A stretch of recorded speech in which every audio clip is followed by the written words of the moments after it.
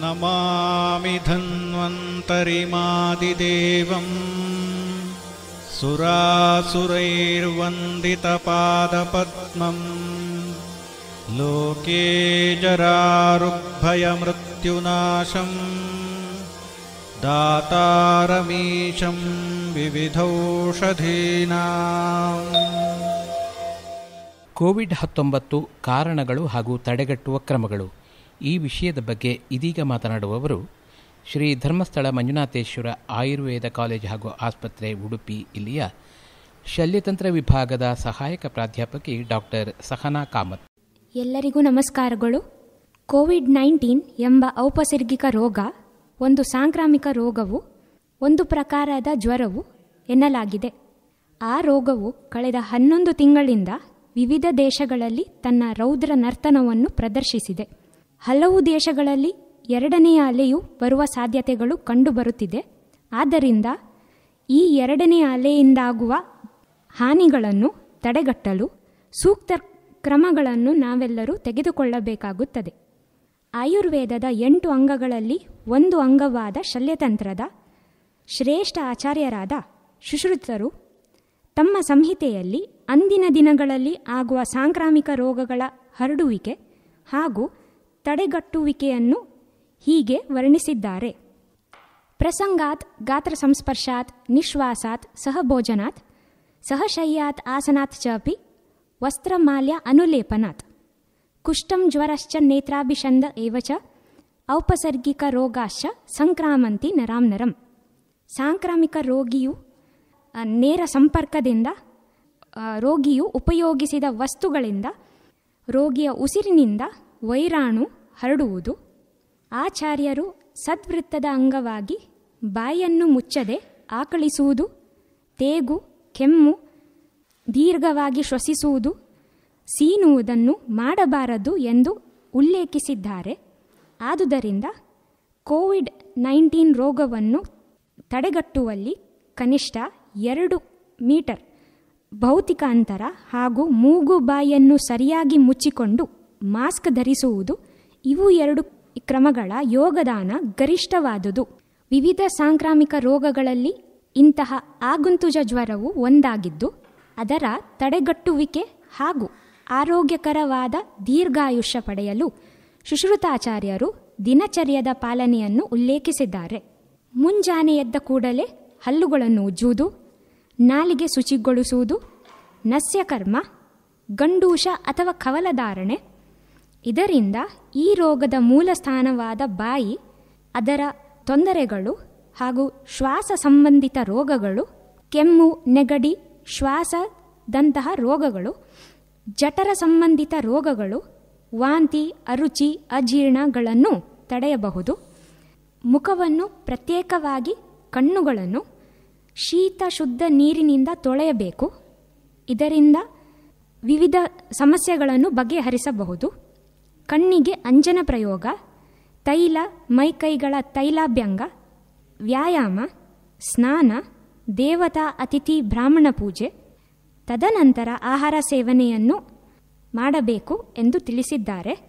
ಕೈ ಕಾಲು ಮುಖವನ್ನು ತೊಳೆಯದೆ ಆಹಾರವನ್ನು ಸೇವಿಸಬಾರದೆಂದು ಆಚಾರ್ಯರು ಹೇಳಿದ್ದಾರೆ. ಸಮತೋಲಿತ, ಬಿಸಿ, ಲಘು ಆಹಾರದ ಸೇವನೆ, ಏಕಾಗ್ರಚಿತ್ತದಿಂದ ಮಿತ ಪ್ರಮಾಣದಲ್ಲಿ ಹಸಿದಾಗ ಸೇವಿಸಬೇಕು. ಇನ್ನೊಂದು ಚರ್ಯ ಪಾದ ಪ್ರಕ್ಷಾಲನ. ಕಾಲುಗಳನ್ನು ತೊಳೆಯುವುದರಿಂದ ಅದು ರಕ್ಷೋಘ್ನವು ಎಂದು ಹೇಳಲಾಗಿದೆ. ಸುಶ್ರುತಾಚಾರ್ಯರು ಇನ್ನಿತರ ಕ್ರಮಗಳನ್ನು ಸದ್ವೃತ್ತ ಪಾಲನೆಯ ಅಂಗವಾಗಿ ಹೇಳಿದ್ದಾರೆ. ಉಗುರುಗಳನ್ನು ಕತ್ತರಿಸುವುದು, ಕ್ಷೌರಕರ್ಮವನ್ನು ಮಾಡುವಂಥದ್ದು, ತನ್ನನ್ನು ತಾನು ಶುಚಿಯಾಗಿ ಇಟ್ಟುಕೊಳ್ಳುವಂಥದ್ದು, ಶುಭ್ರವಾದ ಬಟ್ಟೆಗಳನ್ನು ಧರಿಸಿ, ತಲೆಗೆ ಮುಂಡಾಸು ಅಥವಾ ಕೊಡೆಯ ಉಪಯೋಗಿಸಿ ವಾಕಿಂಗ್ ಮಾಡಬೇಕೆಂದು ತಿಳಿಸಿದ್ದಾರೆ. ಜನರೊಂದಿಗೆ ಹಿತವಾಗಿ, ಮಿತವಾಗಿ, ಮಧುರವಾಗಿ ಮಾತನಾಡಬೇಕು ಹಾಗೂ ಕೊನೆಯದಾಗಿ ಸರಿಯಾದ ಸಮಯಕ್ಕೆ ನಿದ್ರಿಸಬೇಕು ಎಂದು ಉಲ್ಲೇಖಿಸಿದ್ದಾರೆ.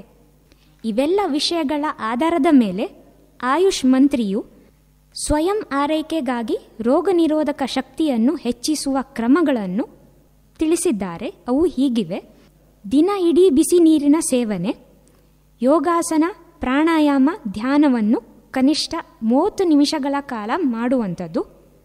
ಅಡುಗೆಯಲ್ಲಿ ಹಳದಿ, ಜೀರಿಗೆ, ಕೊತ್ತಂಬರಿ, ಶುಂಠಿ, ಬೆಳ್ಳುಳ್ಳಿಗಳ ಬಳಕೆ ಹೆಚ್ಚಿಸುವುದು. ಮೂಗು ಹಾಗೂ ಗಂಟಲಿನ ತೇವಾಂಶ ಮತ್ತು ಆರೋಗ್ಯ ಕಾಪಾಡಲು ಆಯುರ್ವೇದ ಶಾಸ್ತ್ರದ ದಿನಚರ್ಯದಲ್ಲಿ ಹೇಳಲಾದ 2 ಚರ್ಯಗಳನ್ನು ಅಳವಡಿಸುವುದು. ಮೊದಲನೆಯದಾಗಿ ಪ್ರತಿಮರ್ಶನಸ್ಯ, ಪ್ರತಿದಿನ ಮೂಗಿನ ಹೊಳ್ಳೆಗಳಲ್ಲಿ 2 ಹನಿ ಎಳ್ಳೆಣ್ಣೆ ಅಥವಾ ತೆಂಗಿನೆಣ್ಣೆ ಅಥವಾ ಶುದ್ಧ ತುಪ್ಪವನ್ನು ಬಿಡುವಂಥದ್ದು.